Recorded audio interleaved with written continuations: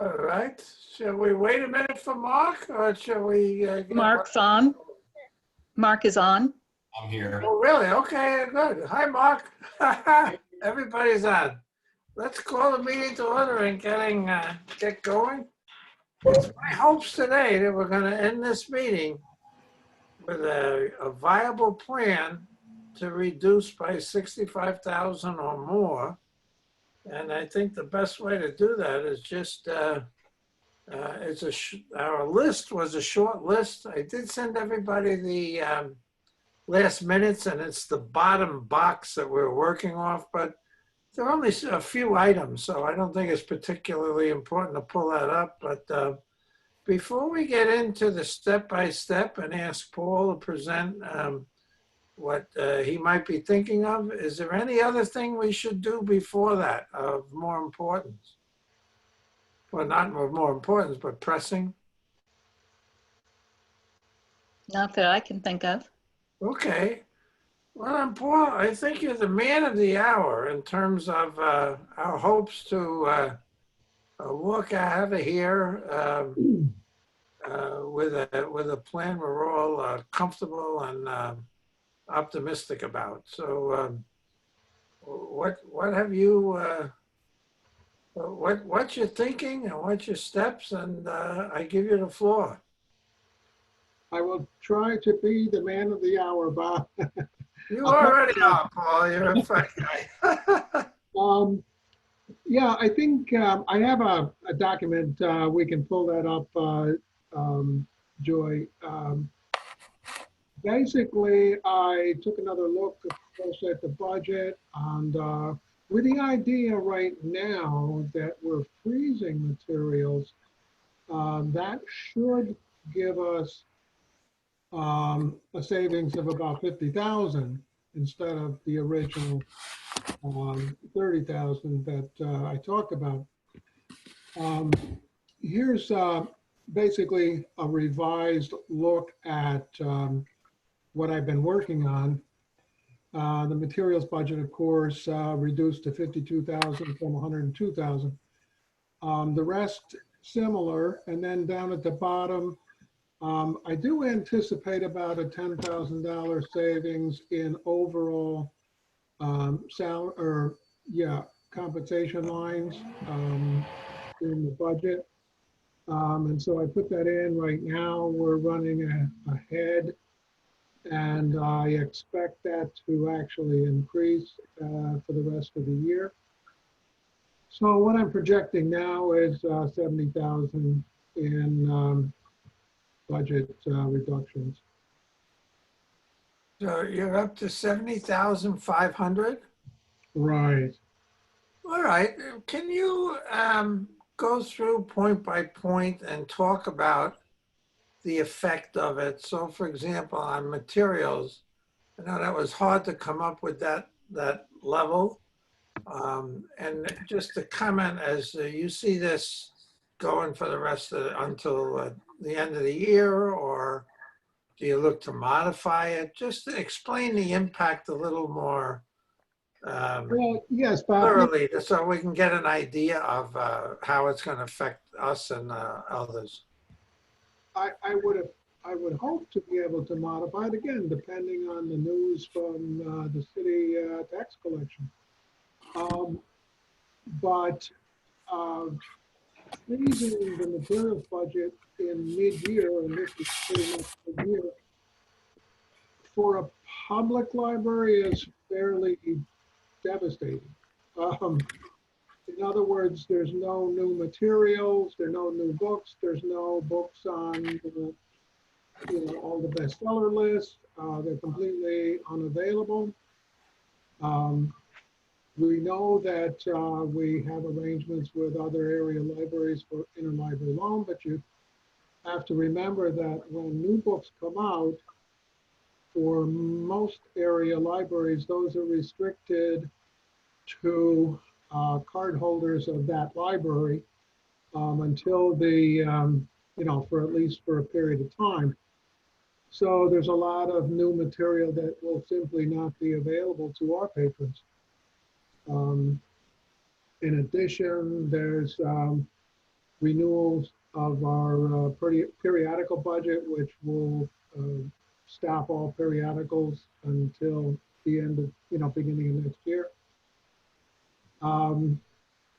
Also, our commitments to online ebooks will be impacted. So yes, that'll be a fairly significant impact on our operations. So Paul, will this be instituted tomorrow? And will you need to give people notice as they have expectations that are not met? How do you plan to roll this out? Well, at this point, I felt that, the board did want to freeze the materials budget right away. So we have done that at the moment, and we've also canceled all of our back orders with Broad Art. There will be some things still coming, things that have already been in process. These go all the way back to January in our ordering process. But I expect it will be pretty small right now. Notifying the community of what we're doing, maybe I sort of, at this point, leave up to the board. We have not done that. We're just in the process right now of closing down the materials ordering. When you notify the community and you want to discuss that with them, do you have a standard way of putting out a notice? Well, And you're expecting us to do that? it depends on, no, I'm expecting you to make a decision here to do that. We basically do that. I mean, we use obviously social media.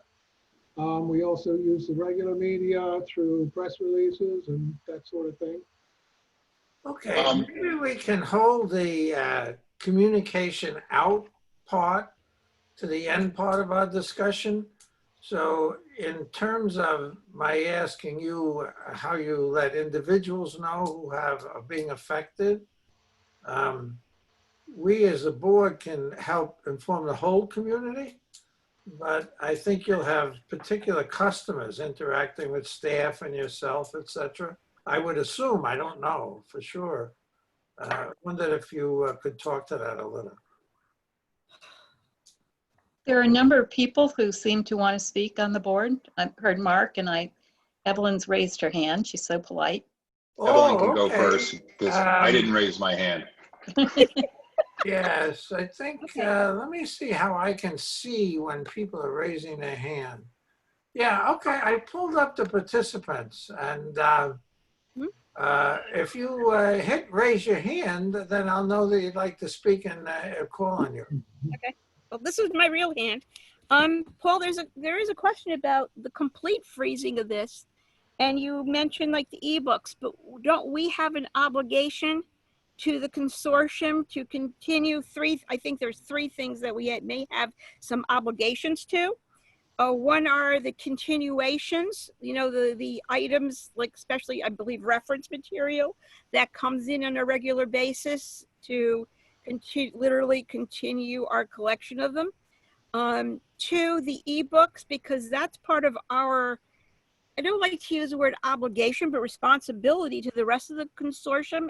It isn't just us being the net borrower. It's something that as a group is decided on and purchased. And the last is our new streaming service.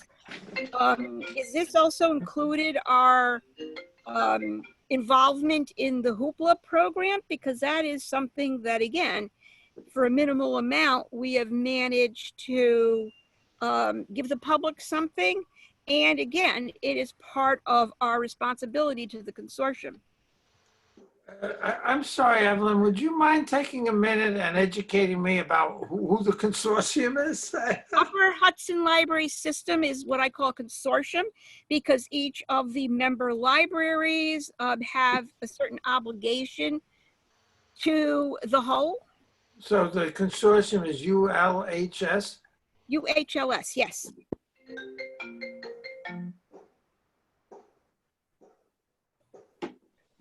Basically, you just described the impact of this thing. Yes, we do share the ebooks with area libraries. For the most part, I'd have to double check, but I think our basic obligations have already been met. They have, okay. For Um, ebook, But the other obligations of continuing to add will definitely impact, the ebook collection. It's a responsibility, but it's not a contractual obligation at this Right. point. So, I know it's- yes, it will be certainly noticed by area libraries with the ebook collection and with Hoopla, and but also with regular print materials. Other libraries will also know that we're not purchasing any new materials going forward, so that will definitely be noticed. And it's also a responsibility as a member of the consortium to contribute, at a decent level. right, and again, from my understanding is that there's a bit of a difference between what a library add to their collection and say print material, which includes like periodicals and books and CDs, DVDs, versus the ebooks where there's an actual committee that is trying to coordinate all the libraries in how they're purchasing the ebooks, and Hoopla, which is also something that is under the flag of Upper Hudson, with each library being assessed a certain fee based also on their ebook usage. So those two pieces, I think, to me, are somewhat different than our other purchases. And I know other libraries will notice, they already know we're a net borrower versus a net lender. But those are the other, what I mentioned, those three, the continuations, Hoopla, and ebooks are part of a whole different process. Is there a way of dealing with those versus the entirety of our 50,000 materials budget? We're pretty close to already spending 50,000. There isn't much else we can do at this point to retain that 50,000 reduction. Say what? I think his answer was no. Yeah. We're pretty much spent at this point. Halfway through the year, we're spent about halfway. Okay. And taking into account some of the bills that will still be trickling in. So no, I can't save 50,000 and still support the ebooks and Hoopla. Now, are those things being shut down as of July 1st? Or did we already pay up with our responsibilities for Hoopla for the next 3 months? No, we owe 900 right now. Say what? We owe 900 right now. Will that be a Oh, that- today payment or July 1 payment? I don't know. It's something we're already billed for. Yeah, I mean, is it going to fall into July and lessen our saving, or are we going to pay it today? Well, these will be on the July bills, the June, July bills that you'll approve. Okay. Do we get billed for Hoopla and those things after the fact or before the fact? I guess is the. Actually, we get them before the fact. Hoopla is based on actual use. In other words, when a patron accesses Hoopla, uses an audiobook, it might cost us $3.40 and that kind of thing. So those what we have is an account with Hoopla, so it's prepaid. But right now, the accounts are running out. And so it's estimated that we'll need 900 to stay in the game for the next period of time. So it's like driving on the thruway Yeah, with Easy Pass. something like that. So, so as I understand this, this is the way you would kind of balance our budget with the 10% cut without touching payroll, except for the anticipated savings, which are, you had mentioned before, were related to part-timers and attrition, correct? Right. Is that what I'm under? Yeah, okay. Yeah. So everybody doesn't think I'm an Eeyore. I see an opportunity here, and that is that when you look at the materials budget and you were to break it down to individual things, there may be a fundraising opportunity here that we don't normally have. Most of the library fundraising opportunities that I've seen, anyway, have either been related to physical property or the operation of the library as a whole. And when you take the stuff that we're about ready to cut and you were to break it down into little parts, it may make it much more palatable for someone to say, buy the rest of the year's Times Union subscription, or $1,000 a month towards Hoopla or whatever, and make it more palatable. Because what we're instead doing is we're trying to,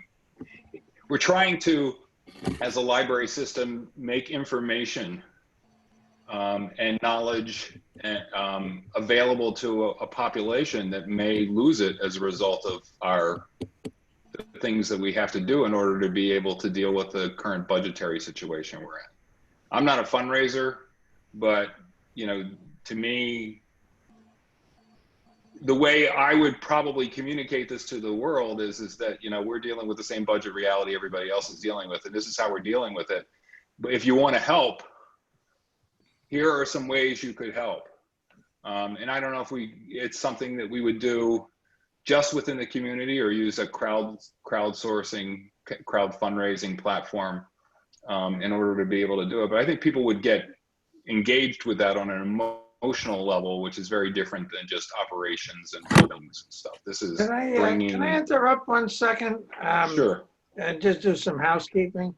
Mhm. Joy, if you send me an email, the file that's up on screen share, I can make notes on it and it'd be easier to keep track of the totals. And the second thing, I think that we, at the end of the meeting, can work on a board staff statement, Paul, that you could then use for the varied notifications that you might need. Okay, I'm sorry for the interruption, Mark. Please go ahead. That's okay. That's okay. I just, when you're faced with a situation like this, I try to look for the silver lining or the opportunity. And I think what you've done here, Paul, is great. And I like it. I like the fact that we're reducing by a little bit more than what we had hoped to do. And we're being conservative. I think that's really important, and that's our fiduciary responsibility. But I also think it's important to take a look inside of that and see, as Marie had said in the last, meeting that we had, it's like, you can get materials back, but you can't always get people back. And when you cut people, that could go so many different places. But by keeping our people and cutting our materials, we may have an opportunity to actually get people to help give money to the library in order to be able to support reinstating some of these materials much sooner than January, February, March, or whenever the economy starts to turn. It's an idea.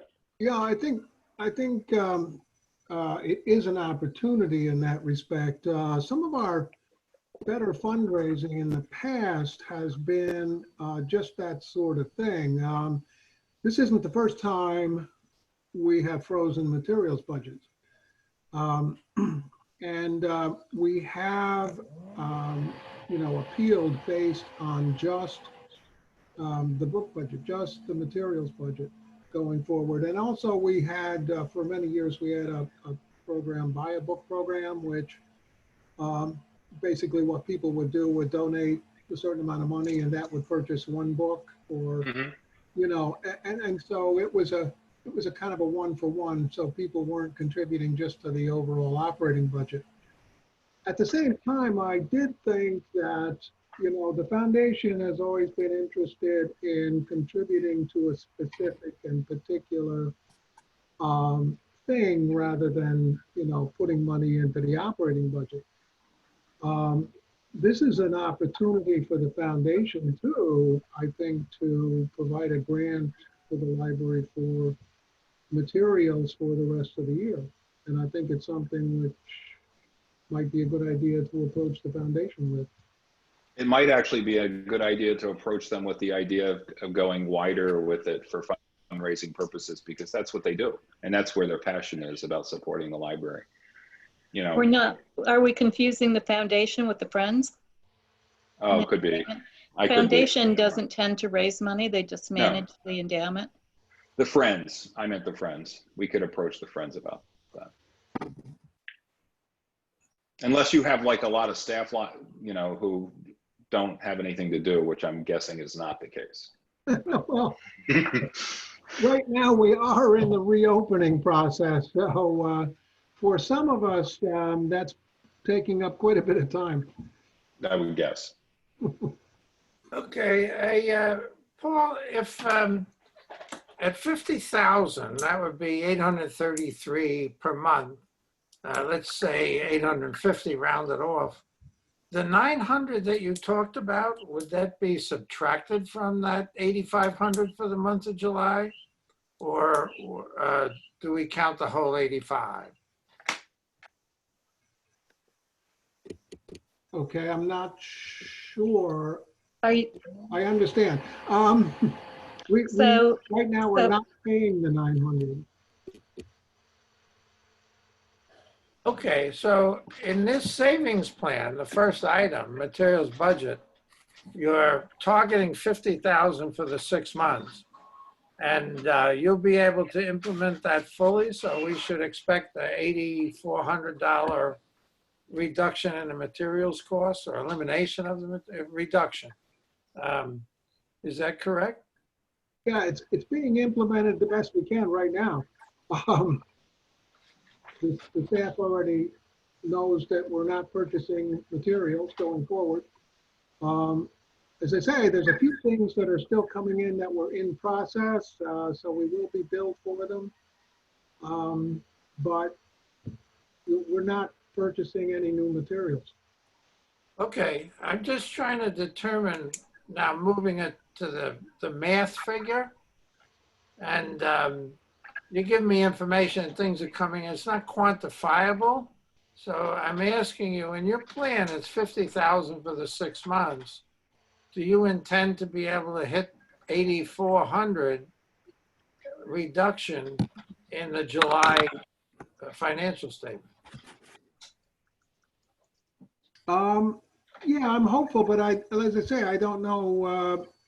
There's, like I said, there's a few bills out there. There's going to be a lag in the bills coming in, so I'll see what happens. Well, can you give us some estimate of that? Because that's not quantifiable. Do you think you'll get 90% of it or half of it? I'm just trying to better understand what we can expect from your plan in July.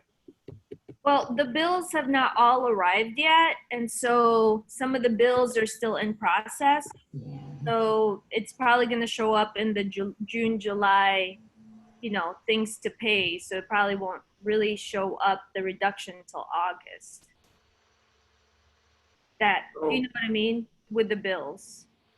Okay, so should we reduce the 50,000 number in the plan? And if so, by how much? in the May financial report, we were a little under the budgeted amount. We were under What's a by little, Marie? about 3,000. Okay, so we have some wiggle room. Well, and also we don't know what would be the case for June, but yes, there may be, from the figures available to me, still some excess after the 50,000 that can be used to pay the bills. Paul, do you agree with that? Seems reasonable. I, like I say, my goal. That's a comment on the quality of her statement, but she asked if you agree with it. I think you're affirming, but it's not quite enough affirmation. Well, I mean, you know, the goal on, there's many things, how should I explain? It's an ongoing process. It's kind of like the utility bills, you know, you see savings for months and months ahead because bills are months and months behind in many cases. You know, the idea, if right now what I'm saying is if we freeze the materials budget, which we have done, and that is to buy no new materials, I'm estimating that you will save 6 months or 50,000 in the next 6 months. I'm not going to say you're going to save exactly what you're going to save in July. I'm not sure. There's bills out there. Okay. Already been obligated for bills for materials that are already processed that we have to pay for. Yeah. Again, it depends on the obligation. These books are in transit and have been processed by Brodart, which means they've been physically processed. To refuse them now, I think is not, I don't think we're in an emergency situation. But we have canceled all back orders that are not processed. And so those bills will stop. We right now have stopped paying Hoopla. We've stopped paying for ebooks. We've stopped paying for everything. But again, there's bills left over. Okay. So I don't know how many there are because I haven't gotten them yet. I understand. Let me interrupt you and say why I'm being so focused on this. It's the biggest number in our plan. And I was just trying to determine the level of confidence that we have that we'll meet this plan, because getting a plan that we have good confidence that we'll meet will be reassuring to all of us. And then we'll actively monitor it. I think if we can come up with an agreed upon plan today, and the second week of August, we'll have another special finance meeting to, in detail, review where we are with our savings plan and then monitor it thereafter regularly. So that's why I'm asking so much for the data number. It sounds, with Marie's comments, and we look at the year to date to start with, that we're going to book this 50,000 and have confidence in what you're presenting.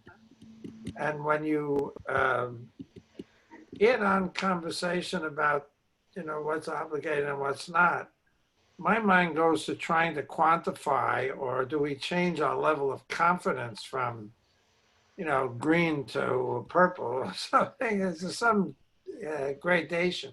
I'm just trying to say that this savings plan needs to be effective, because we don't know whether we're going to have to increase it based on what the future is, or hopefully that won't happen. So is there agreement that we'll accept the 50,000 as our saving plan? Evelyn, you kind of spoke against it. I think there are issues with doing a full 50,000, the full 50,000. That is correct. You know, Bob had asked for a review of the other points here. Well, I wanted to take them one at a time if we could, Evelyn. Well, the thing is, I'd like to see balance each piece. So understanding what each piece is, that may change how I feel about balancing the 1, 2, 3. Okay. if that's agreed upon, we can move down item by item and come back and finalize. No problem in doing that if it enhances your sense of confidence. Is that agreed upon? We'll move down to the next item and then come back and do item by item? Does anybody object if we do that? Nope. Okay, is there a particular item that you're interested in, Evelyn, or would you like to just go down the list? Security and salary and benefits are the two in particular. Because for me, building repair, what has to be repaired is going to be repaired, and we're going to need to have that money in there.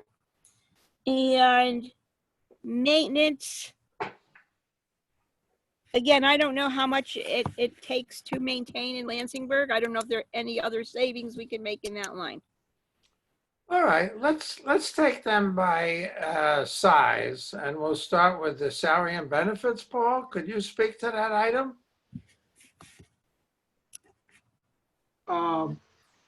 Okay.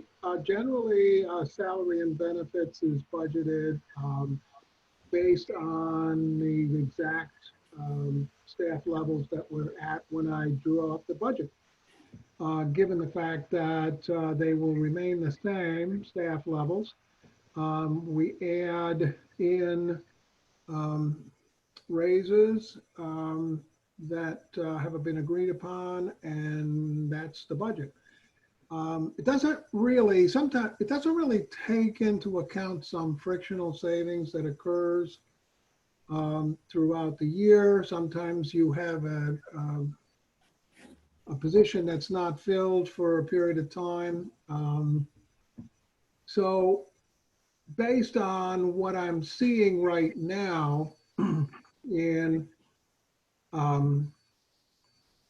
frictional savings, I think at least we can count on the 10,000. We have had a person retire during this period. That position will not be filled.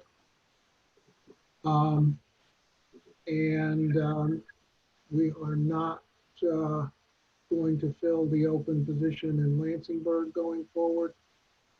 So those things will add up to at least 10,000 as far as my estimates go. Okay, so you think the 10,000 is a solid figure, and we can start expecting, let me do 10,000 by 6. Okay, let me just. Well, last meeting you certainly implied, because we were talking about how staff was reacting to our discussions, and you had said that the process had already started, but now you're also saying that staff levels seem to be stable. Were you referring to the retirement in that last discussion, or have there been any other changes? No, there's no other changes. So the retirement was the change that you had implied? Well, yes and no. I think that, anytime you enter into this kind of a period of uncertainty for staff, you risk losing some of them. Okay. You can find more security in a different job. Again, I was interpreting, shall we say, your comment to mean that it had already started, meaning something had already happened.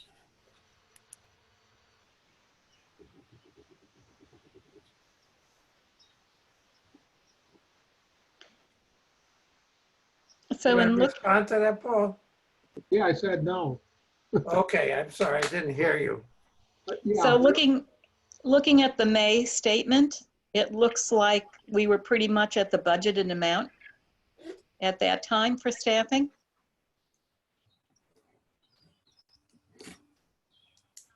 So we're expecting, based on vacancies and scheduled payments, to get a $1,700 a month reduction.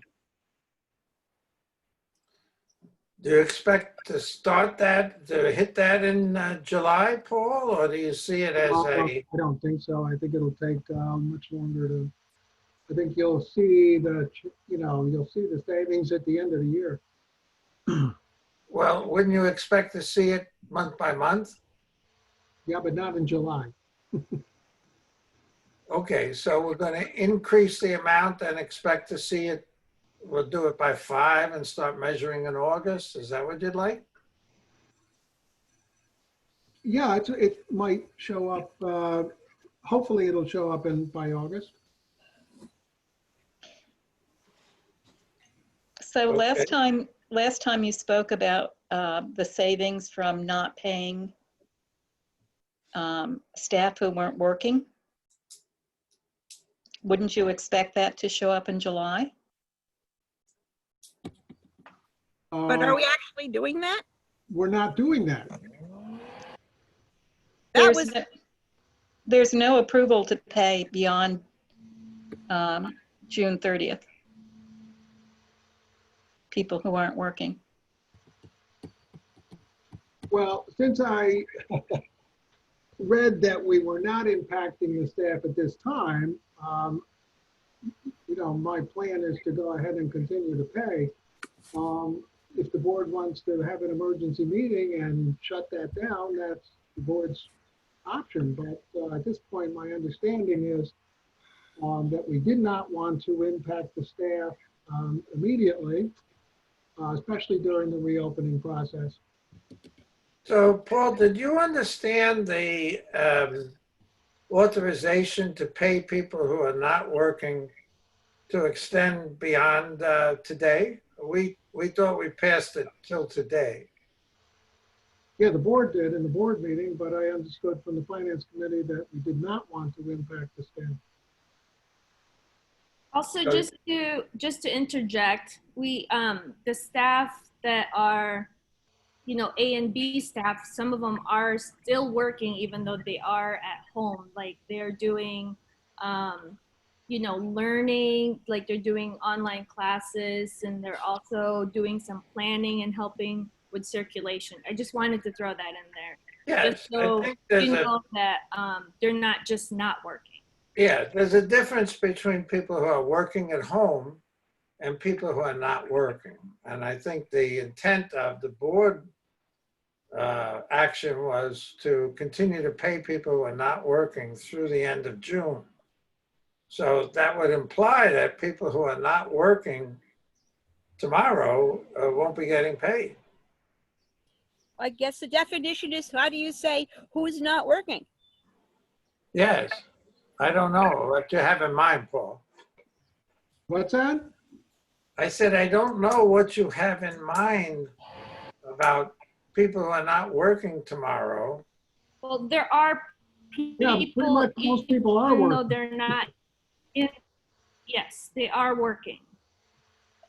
Joy, Yes. we're not questioning people who may be working from home, No, but it was our understanding that there are people who aren't able to work from home and who are not working at the library either. Oh, no, they are working. The people that are not working from home that we had said, they are working.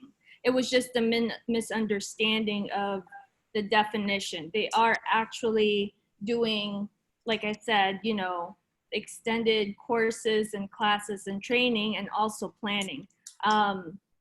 So they are technically working, but they're just not in the building. So there's nobody who is not working who will be paid. Yes, and right.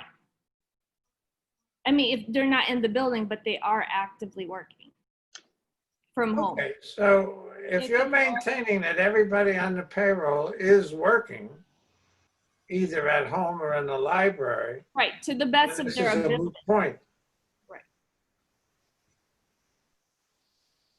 I mean, Paul, what do you have anything? That's my understanding of Oh, yeah, it. no, that's fine. I Yeah. mean, everybody is basically working, both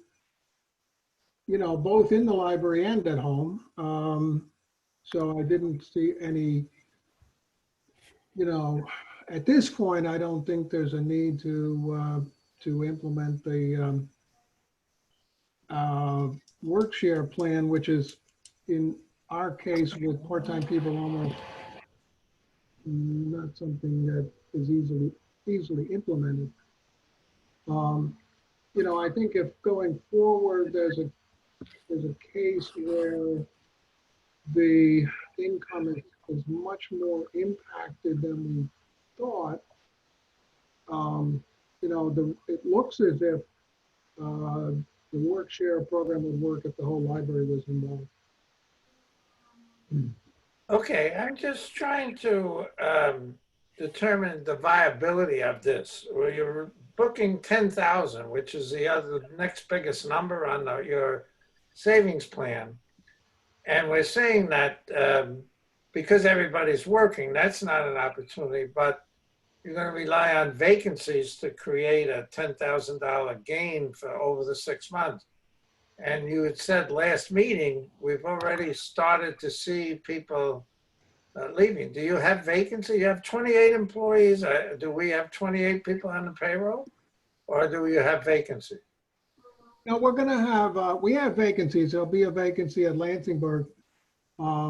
As a matter of fact, it's sort of causing us to limit the hours that we're open up there. But also we'll have one basic part-time vacancy at the circulation department. You said somebody's retiring? Yes. Who's retiring? Ray Starman is retiring. Oh, Ray. But apparently that wouldn't, when is he retiring? He just did. Oh, so that has an immediate impact then? It Yeah. says on his letter as of July 1st. Oh, So tomorrow. Yes. Right. So Paul, The- just for the- clarity purposes, can I ask this question? It's my understanding from what you're saying is that the board action, the extended payroll to people that wasn't working through June 30th, doesn't need to be renewed because everybody's working, correct? Well, pretty much, yes, that's true. Everybody is working. But it makes me uneasy when you say pretty much, rather than, yes, No, everybody. I'm sorry. Paul No, speak. everybody is working. It's just Paul speak.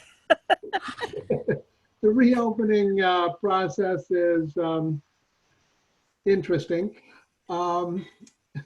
But, at this point, everybody is involved and everybody's working. Would it be fair to say that when you say pretty much what you're really doing is you're characterizing the unprecedented times that we are in right now and the difficulties with having two different teams and sterilizing things and keeping people from coming in the building and all the other things that make this different That than, would be a good summary, Mark, yes. and I'm guessing that while everybody is working, they're probably their level of productivity in the normal operations of the library have been significantly impacted by either where they're working from or the conditions in which they're working under. Is that Yes. correct? Yes, that's true. I think levels of productivity are going to have to increase. Yeah, I would guess. And that, and as people get into the rhythm and stride of the times we're in, that should happen. So the $10,000 here is that you're anticipating savings are from salary and benefits is mostly attrition, it sounds like, and some of it is reduction in hourly work. Yeah, I think basically that's what I expect to see. And the retirement from Lansingburg that starts July 1st is part of that budget, I'm guessing as well, right? Well, yeah, it's an opening at Lansingburg that we're now filling, but Right. the retirement is Ray from the circulation fund. Right. Now, there's some payout with his retiring. I don't believe so. Joy, did you? No, he does not have any, because he's part-time, he doesn't have the benefits Right. he would need to pay out. So between him and the other person that you had mentioned, we're probably losing what, one full-time equivalent at the moment? Yeah, pretty much. I think. And you anticipate that over the course of between now and the end of the year, that number will grow It's possible. through attrition. Well, I mean, you look at historically, people come and go. Yeah. Well, that's another thing. Sometimes frictional savings occur when a position is open and it takes time to fill. So yes, through the civil service process or whatever, some of these positions will take time to fill. So I expect probably more frictional savings for the rest of the year, but I didn't really count on that. All right, so Um, let's accept a plan, and it'll be a $1,700 a month expectation, and we'll begin measuring the end of July.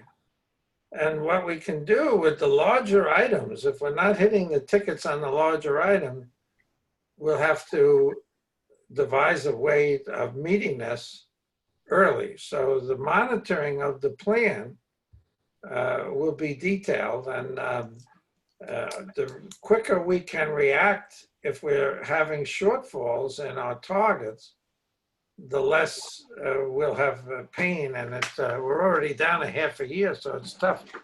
Okay, so we move to the next one, Bob, security. I Pardon got me, Evelyn? just one more question about salaries and benefits. And I'm going to take my raised hand down, lower hand. As you go forward, I know you're talking about not filling positions, but will you fill a position if at some point it becomes detrimental to the implementation of keeping 2 branches open? Well, that's a board decision. Keeping branches open, keeping, the hours and that sort of thing are all board decisions. Okay. Because I mean, I do have some concerns, and I'm not saying we should unfreeze refilling staff. I'm just thinking that at some point, if we can't maintain, as the director, would you then go and say, I need at least one more position, whether it's part-time, full, to make sure that we've set these new hours and this is what we're going to continue doing? I would speak up with our needs, yes. Okay, all right. We'll go from there. Thank you. I'm sorry, Bob. I wanted to get that. That's quite all right. And And you then were security. interested in security as the next Yes. largest item of your 3 concerns? Yes. Well, would you speak to the $3,000 savings for the 6 months in security? Well, the security budget was impacted by the fact that we're closed for 3 months. Have you already captured the 3,000? Yeah, how much, Joy, do you know what the budget or what the bills are and everything for that right now? Right now we have a bill for 400, hang on, let me just make sure. It's $421, I believe. And what does that time period cover, Joy, please? That was when we opened last week. Yeah, what are the figures for the year to date? Oh, for the year to date, sure, I'll get that. Just Yeah. a, I don't have those in front of me. In May, about 3,000 less had been expended during the first 5 months than was budgeted. Budgeted for through May was 8,333, and 5,159 was spent. It makes sense that we would have some savings from the first part Yeah, of the okay, year. okay, that's the May report then, right? Right, that's Yeah. May. I don't, Joy, do you have the June, July thing? yep, I'm working on it right Oh, now. okay. Sorry, the computer's just a little slow. Sorry. That's okay. So there'll be, all right, let's go on. Then the next one was $1,000 on maintenance in Lansingburg. Can you speak to that, Paul? No, it's just a reduction. We won't do as much maintenance as we planned on doing. Do you want me to check that on the May? Yeah, do you have the thing in front of you? I don't have it in front of me. It's on the Sort of. screen. Let's see, Lansingburg. Sorry. Something's.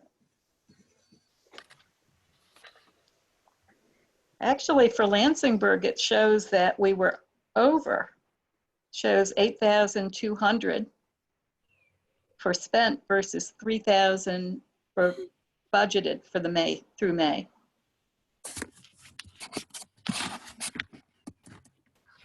I'm gonna have to look at that. I don't know what, there might have been something in there that, you said there was 8,000 already spent? That's what I'm seeing here. I think I'm on the right line. For Lansingburg maintenance, it does. For Lansingburg maintenance. For Lansingburg maintenance, it shows 3,521 year to date. Actual. Okay. Could you check the May financial statement then? I could do that, but the Is- year to date actual of security would be let me see here, around 5,830. 5,834. Through June? Through I'm sorry, June, Liz. yes. I'm But sorry, let I me thought we moved away from security to the maintenance. Am I not correct? Well, Joy was looking up the figure, and rather than waiting, we had moved on, so now she has the figure. Now we're going back, okay. So that was about 6,000 through June, through the Yeah. half year. Mhm. That's encouraging.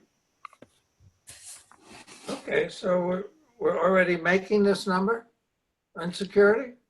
We're way ahead of it, actually. Way ahead, okay. So hopefully we can write a 0, but keep it in the plan. And as we monitor, it's already accomplished. We just have to make sure that the expenditures are not over the budget. Going Very forward, well. Well, it was nice to have one done. All right, shall we go back to maintenance? There was $1,000 savings that Evelyn was questioning. can we go back to security for another moment? I don't know if this system's working great. As we go forward with reduced hours, and since we've already made, more than that's on this page in savings, could you anticipate even more than what we're talking about in the savings in the security budget?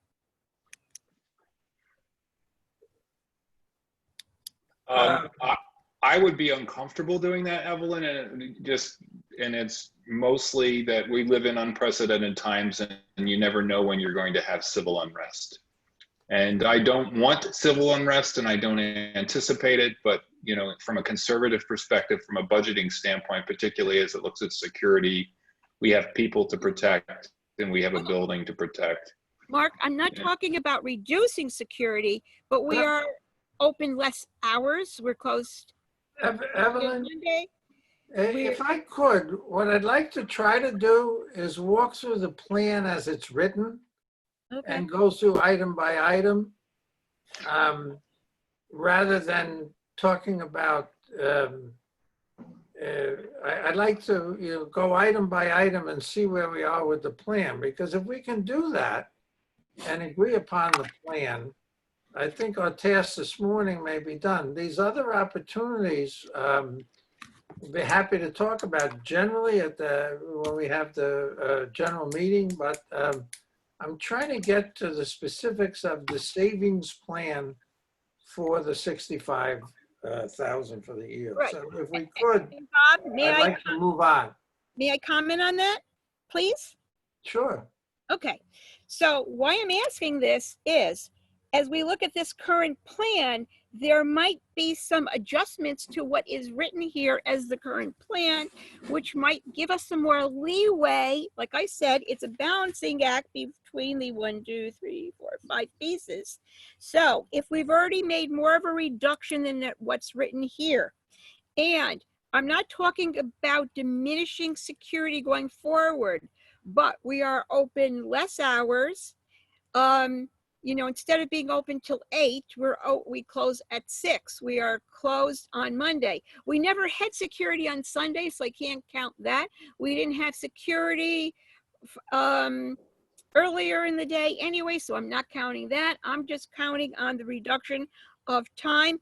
And if we can, as my mother used to use the word snitch, a little bit here and a little bit there to make what's written here different, I'd like to know that. I understand what you're trying to do, Evelyn, and it's logical, and you're speaking to the accuracy of the dollars available. Yep. But if we begin to do that item by item, and we're ahead on one item, we would have to check all of the other expense items to make sure that we're not over in those. And what I'm trying to do is get a plan that we have reasonable confidence in done this morning. And because we don't have the opportunity, we're not looking at all the financial statements and all of the expense items, et cetera. I don't want to go plus and minus on the details of one based on its performance, because we're not exploring all the others. We're just developing a plan by which we can measure ourselves. So I hear what you're saying. It makes sense. And of course, we do have to consider all of the operations and the results going forward.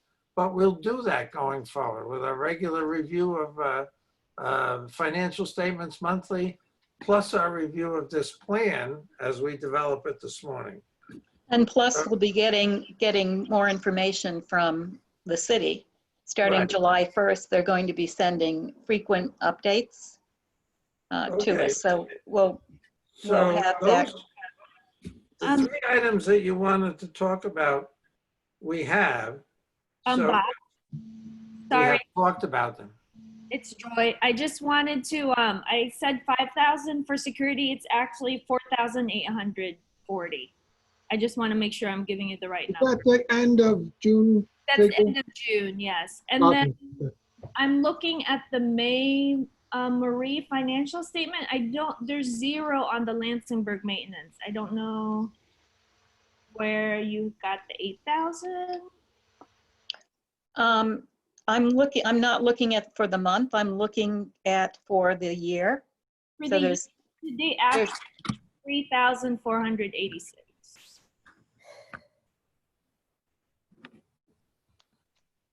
That's for the end of June or the end of May? That's the end of May for Lansingburg. Okay. The end of June, I think.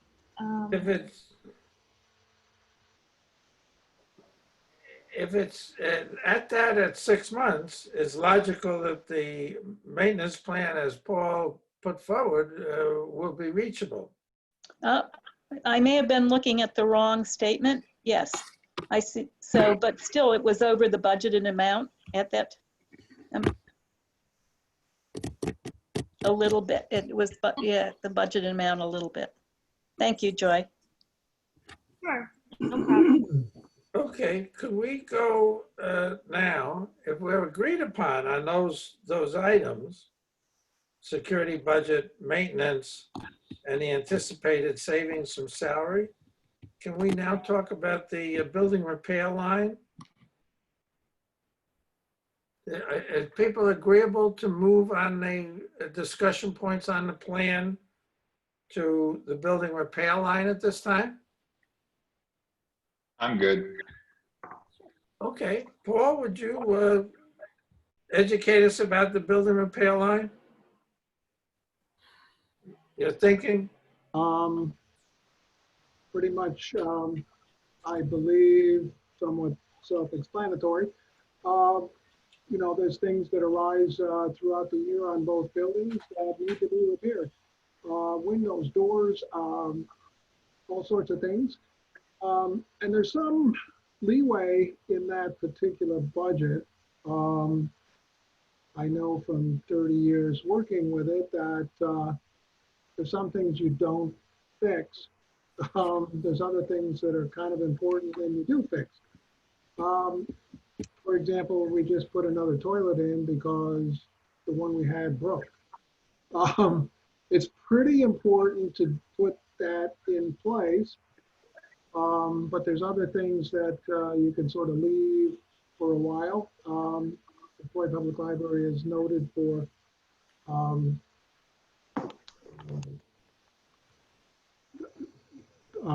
leaving maintenance issues over a period of time.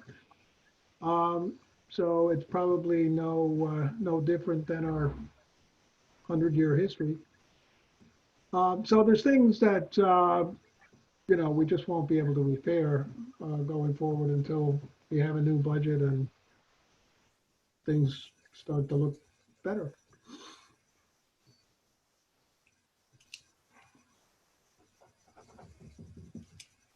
I didn't quite follow, Paul, but does anybody else have any questions about the building repair line or the items? I'm hearing from you, Paul, that the building repair line, your reduction is anticipating that there will be things that you would, in a good budget, good revenue time frame, would normally fix immediately, that you're going to defer because they're not mandatory in the operation of the library, and they probably aren't going to threaten the health or welfare of anybody going forward.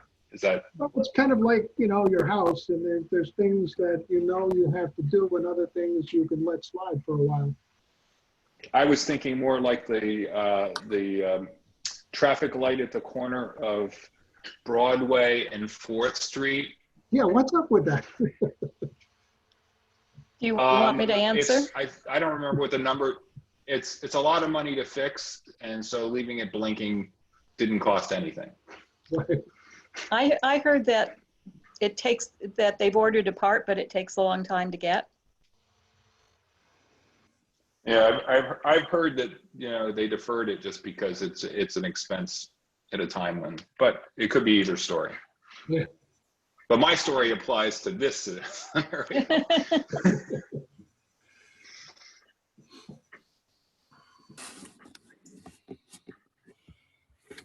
Are there any more questions on Paul's proposed reduction plan? Any of the items or in total? You must remember too, this is budget plan. A budget is basically a plan. This is something that we plan to do going forward. Do I know what's going to happen exactly in the future? No. And nobody else does either. It's the Pirates Code, right? Yeah. Well, I appreciate it. I think it's a really good effort to address our current predicament of not knowing what the future will bring. I think as we went down item by item, you well presented it in a general way. And what I'd suggest is if you could email me that in other than PDF form, I would put it into a box plan similar to those in last month's meeting. And I would add a column for monthly targets. And so by doing that, at the close of this meeting, if you send that to me, I would include it in the minutes to the monthly amounts, which were $8,400 for materials, $1,090 for the building repairs, $500 for security, the $1,000 I didn't quantify, $1,700 for the anticipated savings from salary. And we can monitor that as we get each month's financial statements in as a part of a continuous special meeting to are we making this where we take our normal monthly review, but maybe do it in terms of our savings. If a special meeting is needed, we would have it. But if we have the monthly form and we can look at the bottom lines, we may be able month to month to have confidence in that we're reducing expenses because of what the month is showing, if we anticipate it's continuing and not need to take special action.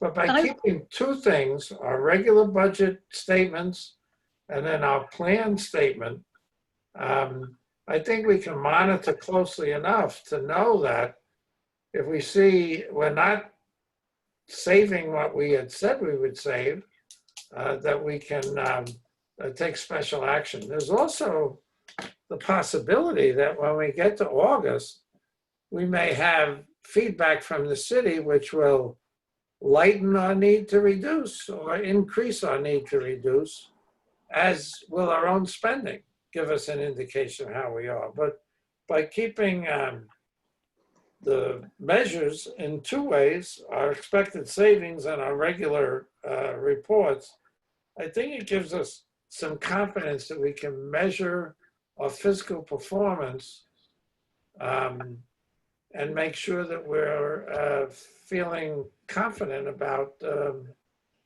our ability to continue to fund the library fully at the rate that we're doing. I'm confused because I see this as a revised budget. So I would think if that's the case, that it would become our financial, part of our monthly financial statements, and that there would be a revision in the amounts that that are used for our monthly and also for our year to date. Do other people see this differently than that? Evelyn? Well, I guess maybe this was the question I raised my hand to ask is, are we looking at this plan and saying, okay, we will then readjust it, or is this going to be the final document until for the rest of the next 6 months? Bob, I wasn't even sure if you were thinking about, as we go forward, readjusting, because let's say we're saving more, then do we say, okay, we can put something back in some of these? Or are you going to, are we looking at this as this is it and this is what we're not spending, hopefully, or not hopefully, for the next 6 months? And I'm not sure if I asked that question in the most articulate way, but we'll see what the answer is, and then maybe I'll figure if I asked it well enough. Well, Marie, by asking that we do a revised budget, it was saved from an independent measure of the dollars. I think it might be, it's 6 of one, it's a, which way are you measuring? But we're going to be measuring for the same targets. So I really don't care if we revise the budget to incorporate what we've said, or we measure it month by month. Because it's so fluid and we might get a different direction from the city on taxes, and I think revising the budget is, it's not the way I would want to go, because I just don't feel there's a necessary gain there. I think we can keep our fiscal oversight still accurate to the point of comfort, whether we revise the budget or not. I think that we'll be working on next year's budget, and what that is compared to this year's budget will be necessary, but I'd rather not revise the budget just because of the work involved. That I think we have a way of measuring our performance, which is really where our responsibilities are. But if the group feels that revising a budget would be, would add something to our oversight, then I'm not opposed to it. I just, for me, the budget is a plan. And then if it's not, if you're faced with deficits as we are, You redo an interim action plan and adjust it in next year's budget. But I don't know. What do other people think? My opinion is it could go either way. The danger with changing the budget is that budgets are designed to be your roadmap for a year or for however long you're budgeting for. And if you get into the habit of changing it every time circumstances change, it's no longer a budget. It's a revision, constant revision based on what you know at any given moment in time. Having said that, we're in unprecedented times, and this is a pretty significant change to the budget. My feeling would be not to change the budget just because precedent can cause actions way down the road, even though it is an unprecedented time. You know, when you create a precedent where you're going to change the budget, you know, during the middle of the year, it might become a habit, and I'd hate to see that happen because it would make it very difficult for the ongoing management of the organization, and also looking back to see what happened that caused the budget to go so awry is hard to do if the budget has changed multiple times during a year. You can't tell. Whereas if the budget, as it was originally passed, has, you know, notes as to why numbers are so far different from what was originally budgeted, it's easier to be able to, you know, kind of take a look at that history. Actually, our bylaws call for a review of the budget in June because of when you think about it, it's done a year ahead of time, very much in advance of not knowing. I find it more difficult to have to work within two sets of books almost. It's easier to track it when you change the budget. The challenge for me is we just don't want to get in the habit of changing the budget every time the numbers change. Well, and that, you know, that isn't the intent here. I mean, no. Paul, do you have an opinion on this? Well, I don't know. I see it both ways, really. I think, you know, I don't have any trouble tracking this, so I don't really see that I need to change the actual budget, you know, in the report. But other people, you know, may have trouble tracking this thing. So I don't know. I think if we take this report and put it next to the income statement in our July meeting, to me it makes sense, but to other people they may have trouble. Can I suggest a compromise? Because I see the value. I see the value of updating the budget, and I see the value of keeping it the same. And without trying to sound political, because this isn't really a political statement, is that I don't know that Harry Reid really understood what was going to happen when he decided to make a simple majority in the Senate and what the implications would be from that precedent. And precedent to me gives, if you do it once for the right reasons, it oftentimes gives people the ability to do things for the wrong reason. Is there a way within the way you're doing the financials on a monthly basis to actually highlight for anybody who's paying attention those budget items that have changed? And when I mean highlight, it could be as simple as, you know, on the materials budget, it's got a yellow highlighter over top of it so that, you know, we can actually acknowledge when we have our open meetings where there's lots of people paying attention who may not be privy to this conversation. That those were indeed things that were changed in the middle part of the year based on the pandemic, just so that they're there and it's open and it's visible and it's transparent. Yeah, I think we can do that. Although, Joy, are we running out of columns or not? Running out of columns, you said, for the budget. What did you need me to do? Sorry. The income statement. It would be the income statement. Yeah, there would have to be, if you could do notes or some kind of a column that would indicate the changes that we're recommending. I will do my best to do something.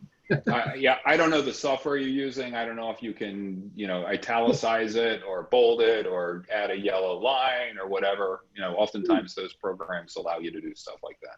Yeah, I think it'll be possible to do.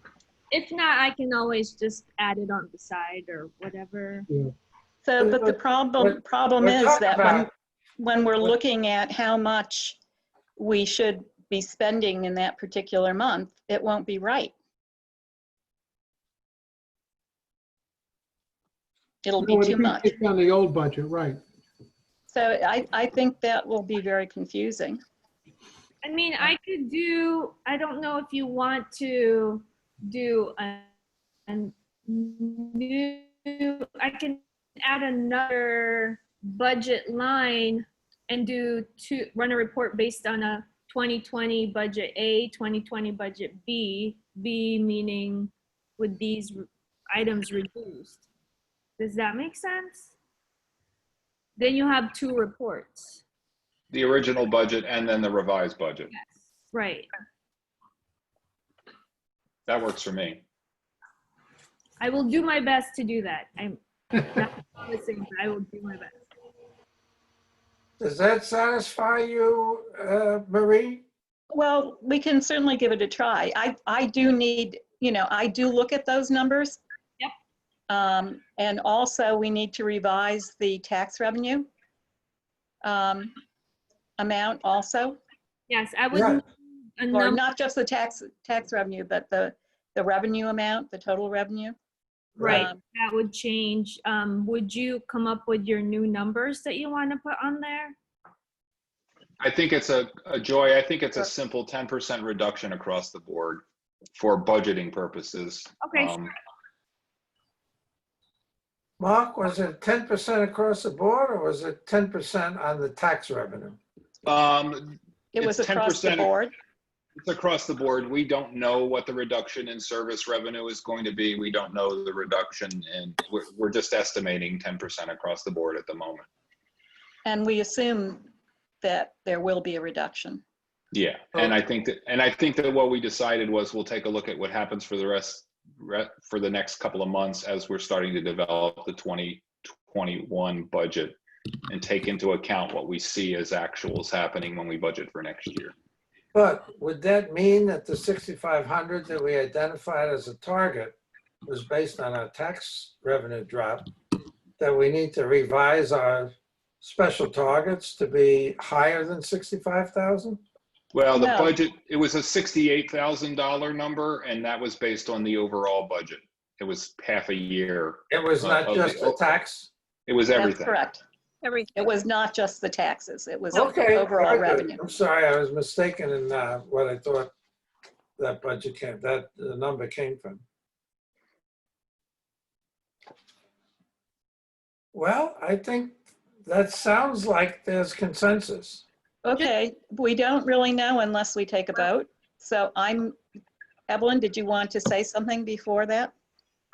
Well, I was going to say consensus. I not trying to be stubborn. I know it sounds like I'm being stubborn, but I just wanted to again say if we want to keep that bottom line, that number, the $70,500 stable, I still like to see some shifting in this plan from, say, security, and put in a couple extra grand in materials budget so we can make sure we have room to fulfill certain obligations. And I use the word obligations with quotes around it.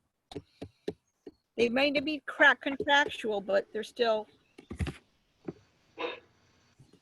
When you say you'd like to take some from security, could you be specific in what you're proposing?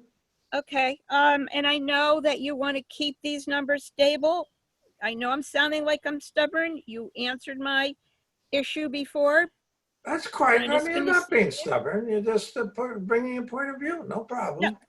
So where it says reduce security to 17, we can reduce to say 15, so reduction total is 5, and put 2 back in the 2020 materials budget. So we've got a little bit of money to play with. So if we have to pay our hoopla bill, we can.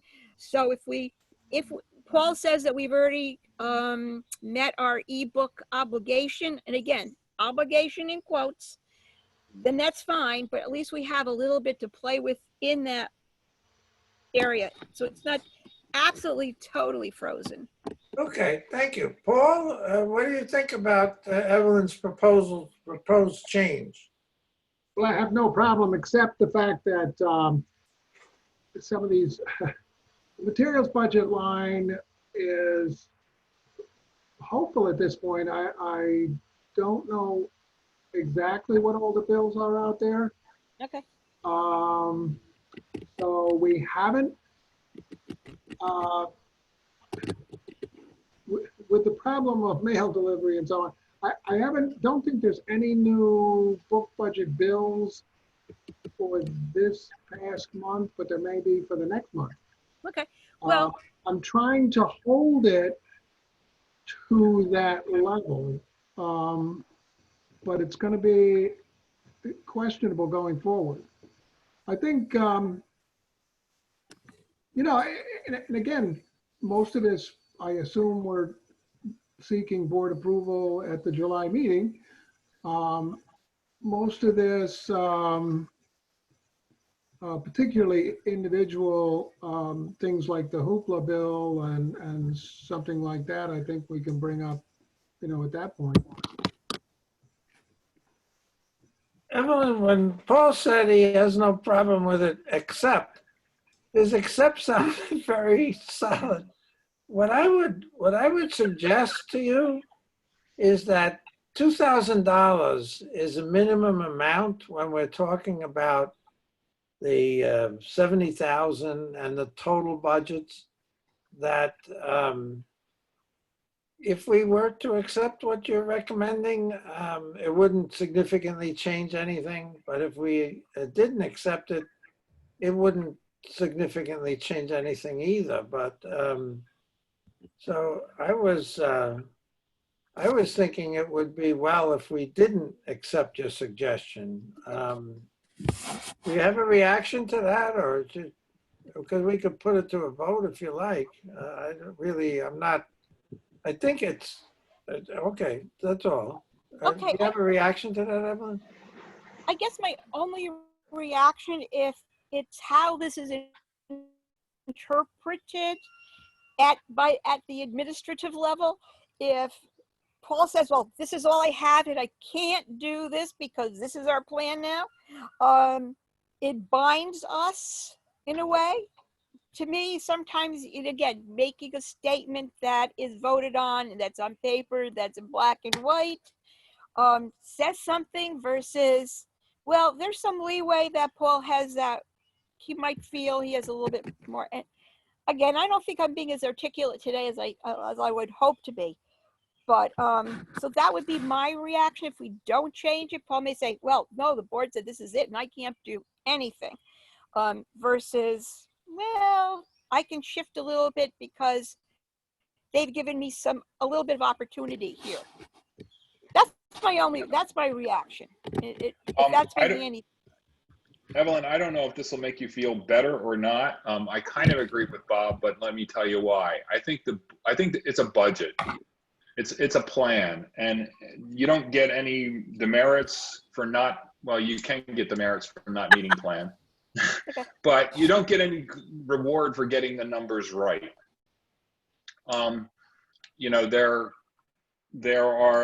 This is a kind of 10,000 foot above the ground view as to how we would cut $70,000 from the budget with a plan on doing that. And where the board and the finance committee has an opportunity to be able to make changes going forward is that we approve the monthly checks that are written to pay all of our bills.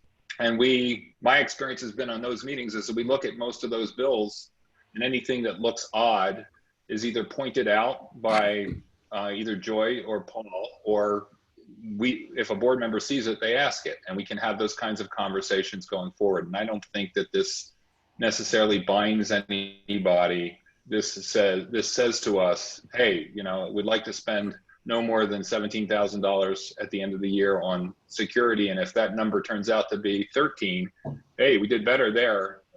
But there's some other place we're likely not to do better than, we're probably not going to do as well at. And to me, given the fact that we're in the middle, we don't know, at this date, you would hope that you have all of your June bills in and all of the things are known. But, when you look at that sort of stuff, sometimes there are things that you haven't seen. So the materials budget is the one that is likely to be the one that is least accurate of all the things that are here. Unless there's a big major repair needed in the building that, Always. like the front door falls off the hinges and we can't close the door, Which is not unlikely. So, I'm pretty comfortable that, that these numbers are definitely not going to, at the end of the year, they're not going to line up exactly with the budget. They never do. But we have a plan that we're kind of working towards. And I haven't known Paul to that say, well, sounds we can't do that because of the board. No, I don't say that. And, Oh, yeah, he has. He No. has. well, only if he hold on one agrees with second, it. if you don't mind. Only if he please. agrees with it. Hold on 1 second, please. I might use the board in I'm gonna case we need you for that. But Please be No, quiet don't- 1 second. I no, cannot hear when two people are speaking at once. I have a hearing problem, and we had more than one speaking. So if you want to put up your hand, and then we'll take it one at a time, it would be very helpful to me. Marie, did you finish your statement? I was just saying, I know Paul has a commitment to the materials budget. He didn't want to see it to be reduced. And I also, so he also feels strongly about if it's possible to be continuing some of these services. I don't think he'll hesitate to bring that either to our attention or to act on it. I also agree with what Mark said about a budget is not an exact amount. It's a guide for how you Okay. think you want to spend your money. All right, thank you. Evelyn, did you want to complete what you were saying? Well, when Marie had said he doesn't always do what the board, I'm like, yeah, sometimes he does, and sometimes when it's convenient. But known Paul for a very long time now. It's something, as long as we have consensus that he has some room and that no one's going to say, but this is what we said, and we're not going to flex on certain things. And again, you're right. There are certain particular things that I am most concerned about within that area.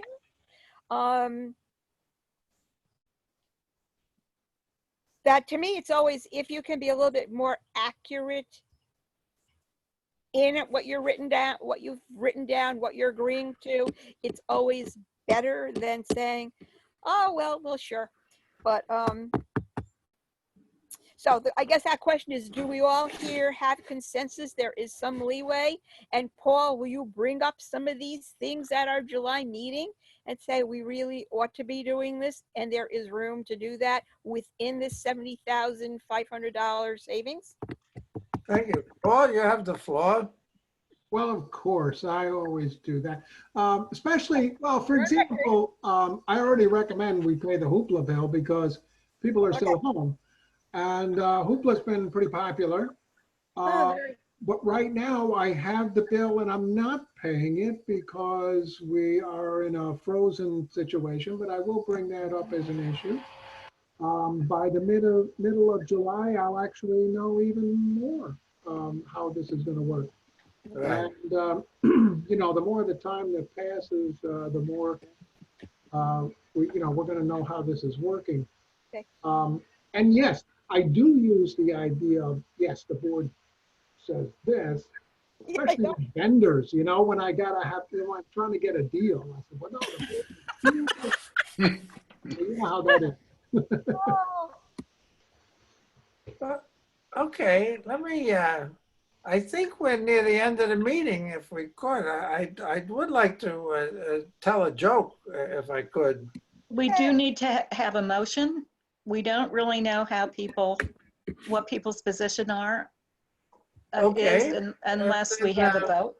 People often don't speak up. Let me say it as I understand it as a chair, and then we'll see. Paul presented this plan. We talked about it without significant changes to it in depth. I think there's consensus to move on with the plan and adopt it as our plan. Am I perceiving the flow of the meeting correctly, that the plan as Paul presented it survived our discussion? If I were to make a motion, I would say that we accept Paul's plan. Okay, then it'd be great if you'd make the motion. Okay, I will make the motion that we accept Paul's plan. Thank in you. Revision to the budget. I would like to just make a revision to your motion that that we as a committee accept the plan and ask Paul to actually implement it starting tomorrow, in the anticipation that the full board will approve this plan when it meets in July. And it should be presented to the full board for approval. Marie, is that amendment acceptable to you? Yes, it is. All right, so then let me call the amended motion for a vote. So Evelyn? I'm going to abstain from this vote. Why? Because even though I like that bottom number and I understand that whole process of what we've just said, I really do. I still have that concern. It's still making me feel a little nervous. So I'm going to Yeah. abstain. Okay, you abstain, that's fine. At some point, I'd like to talk to you before our major board meeting and make sure I really appreciate fully your concerns. It's a little hard for me because partly I read lips. It's hard when it's a little tiny, but you're a little further away from the microphone than other people, so I struggle with it sometimes. I'm not I'm sure. a foot away. Maybe we'll do a phone call. All right, let's go on with the roll, and we could. Mark, you had amended the motion. You want to vote on the motion? Yeah, I approve it. Yay. Okay. And Paul, I'm not sure we got a vote, but I'd be happy to know, it's your plan. I'm assuming you would not be opposed if we accept your plan. Oh, that's good, but I don't get a vote. He All doesn't get right. it. And I also would vote to approve, so it's. And I 3 vote to and 1 approve. abstention. Pardon? I vote to approve as well. Yes. Okay. Is there anything else we should, I was going to tell a joke. I was in the Army, and so there's a tale that the sergeant walks you out to the firing range for practice, and the range officer emphasizes safety to the degree that anyone going over the fire line without a direct order to do that will be shot. So as they come off the firing line, there's this private who keeps laughing and laughing and laughing. And the sergeant says to him, "Why are you laughing?" He said, "I stepped over the firing line and the lieutenant didn't see me." Okay. Glad you enjoyed my joke. Most of my jokes have that effect on people. Before we end the meeting, is there anything more that we should Yes. communicate with each other? Yes. Yes, we need to develop the budget for next year for the July meeting. So can we set up another special finance committee for that?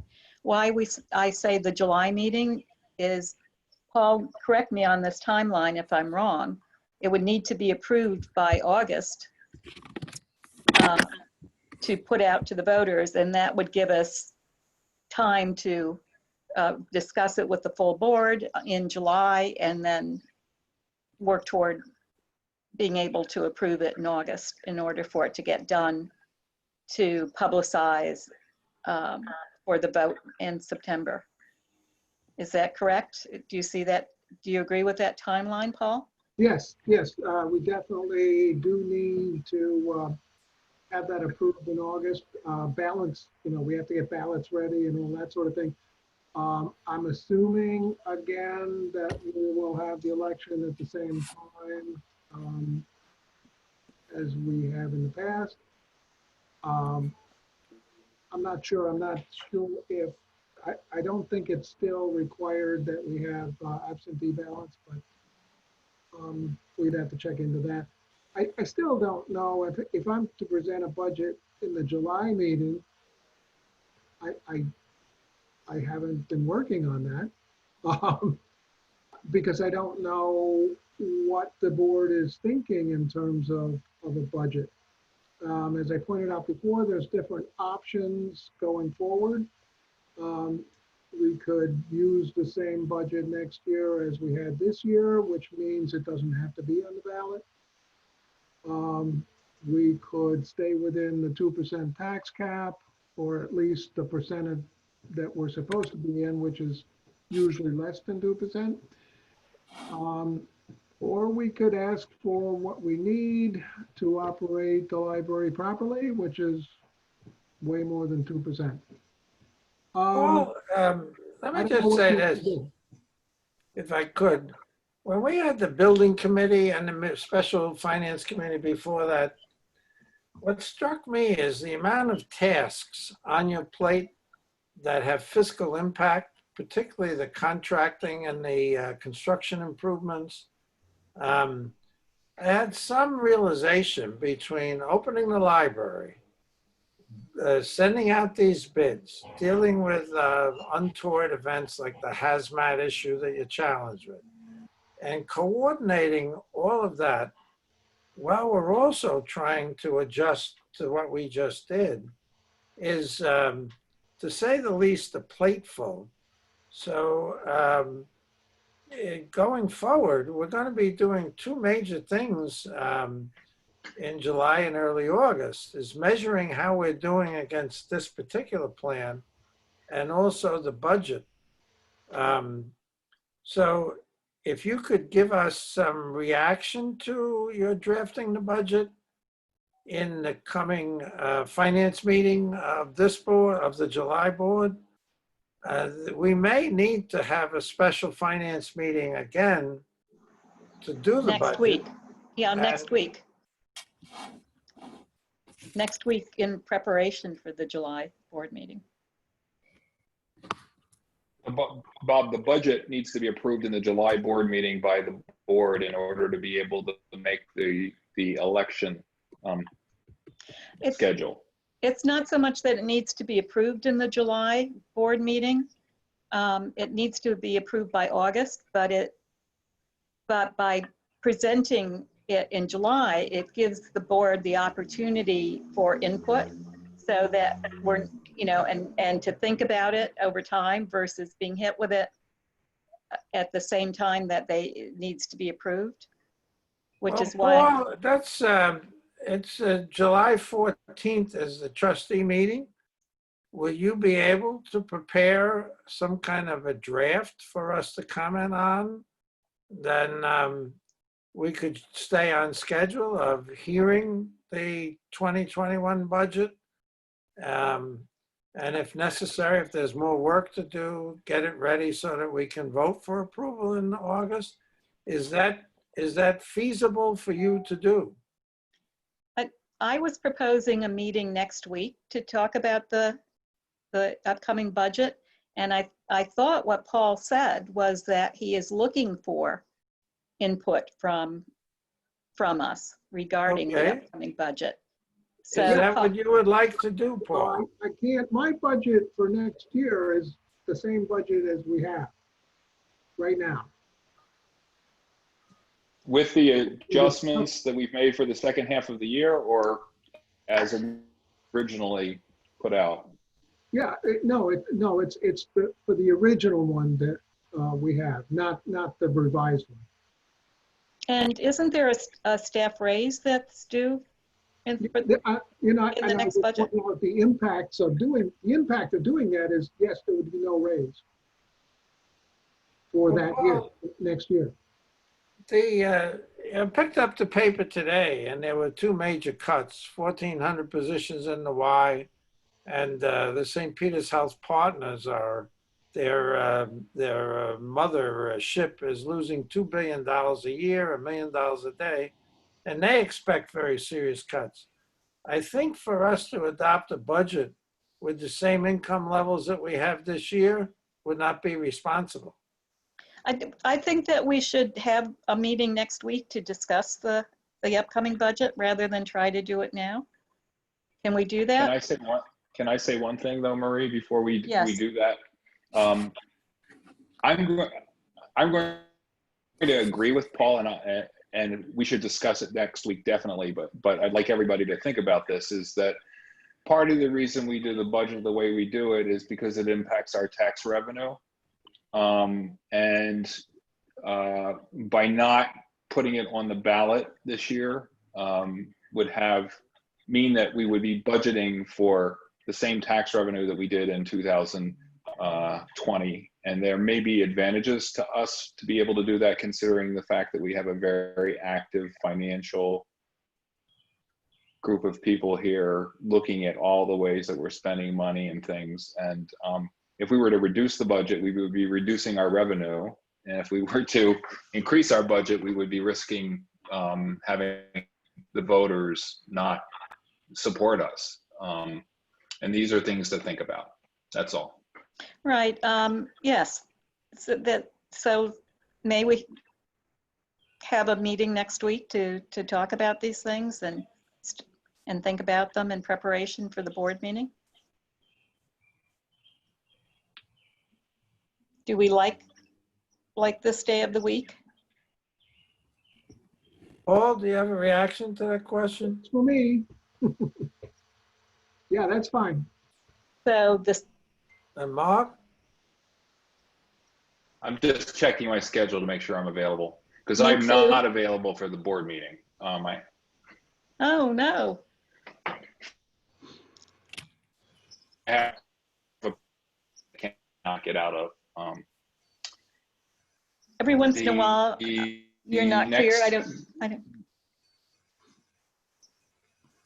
Who, me? yeah, I don't know whether it's on my side or your You talk side. about me? Yes, He's in and out. okay. I'm sorry, I was trying to take a poll for whether we have a meeting next week. I wasn't sure what you said, Mark. He said he wasn't I'm able to good. I make the can make a board meeting. meeting. Yes. So next Tuesday, the 7th? Yep. At 10 o'clock, is that a good time? Next Tuesday's the 7th. Would Evelyn, as long as we. I'm sorry, the 11th is a Saturday. the 7th. Seven, lucky seven. 7? Okay, so you want to Tuesday have a the meeting 7th. on the 7th, 7th, uh-huh. and Mark is in agreement, and Paul is in agreement. Can we, with the understanding that we would be done hopefully by noon, before noon, because I'm actually in a webinar at noontime, at 12. All right, we'll start at 10 o'clock on the 7th. We're proposing a meeting at 10 o'clock on the 7th to talk about next year's budget. Is that correct, Yes. Marie? Is that what we're saying? Yes. Okay. Is there anybody opposed to that? Sounds like we're set. I didn't hear what was said. It sounds like we're set on that date. Tuesday, July 7th at 10 a.m. Yes. Okay, I would just want to add, I think the frequency of meetings, is likely to continue, as we'll be probably getting some tax information from the city that week, if not late well, that week anyway, according to our meeting. And I think we don't want to be overly reactive and redundant with meetings. I just find the closeness of the financial monitoring of the board is important, but I think we need to give room to people to have get done what they need to be done. These construction projects are usually important, and I'd like to make sure our meetings are needed, that's all. So there's agreement, we'll have a special finance meeting to discuss the budget at 10 o'clock on the 7th. Anybody opposed other than me? No. All right. Shall we adjourn the meeting? Is there anything else people would like to resolve or present or say? No, again, thank you for your time. Okay, thank you, everybody. I think we've got a plan, which was what we wanted to do. I think we won the football game today. I thank everybody. All right, then if we can, we'll move to adjourn. Thank